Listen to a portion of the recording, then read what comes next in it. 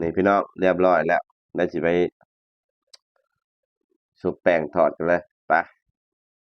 อันดับแรกก็ตีแป้งกันพี่น้องนี่เป็นแป้งทอดกรอบบ่แม่นทอดพวกอะไรที่ทอดกล้วยอันนี้เป็นแป้งทอดกรอบเด้อพี่น้องนี่แล้วสิลองทอดกันเลยพี่น้องไปนะพี่น้องใส่น้ำมันเลยอันนี้เป็นน้ำมันทอดไข่เด้อก็เลยบ่แม่นดอกทอดไปเลย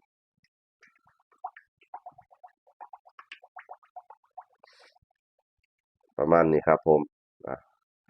ทอดทีละหน่อยละหน่อยเพราะว่าเราบ่มีกระทะใหญ่ครับแล้วสิลองทอดดูว่าสิหน้าตาสิเป็นจังไดรอน้ำมันเดือดกันครับผมมาครับผมน้ำมันเดือดได้ที่แล้วล่ะเดี๋ยวสิลองเบิ่งเด้อว่าแป้งมันสิได้อยู่บ่ซ้ำนี่พี่น้องนี่ผมใส่4ชิ้นนะครับผมเดี๋ยวสิลองเบิ่งอ่าชิ้นแรกผ่านไปนะครับผมเดี๋ยวเราเบิ่งชิ้นแรกกันเด้อพี่น้องเป็นจังไดเนาะมันบ่แม่นแป้งทอดกล้วยนะ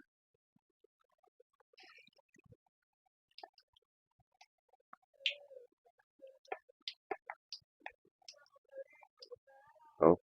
ทำไมมันยากจังวะเนี่ย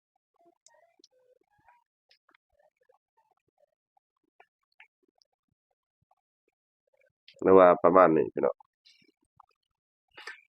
โอ้โฮว่าไฟผมแรงไฟ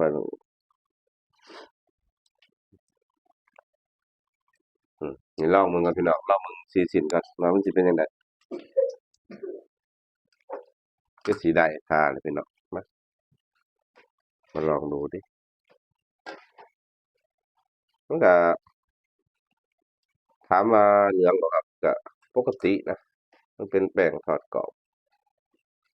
นี่เบิ่งพี่น้องผมว่าได้การอยู่นะครับโอเคนะส่ำนี้เนาะไปทอดต่อเลยครับพี่น้องเดี๋ยวสิเอาลงอีกชุดหนึ่ง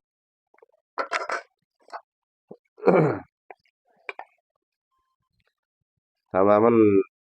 เหลืองแห้งบ่หรือว่าจั่งใดเพราะว่ามันก็ปานกลาง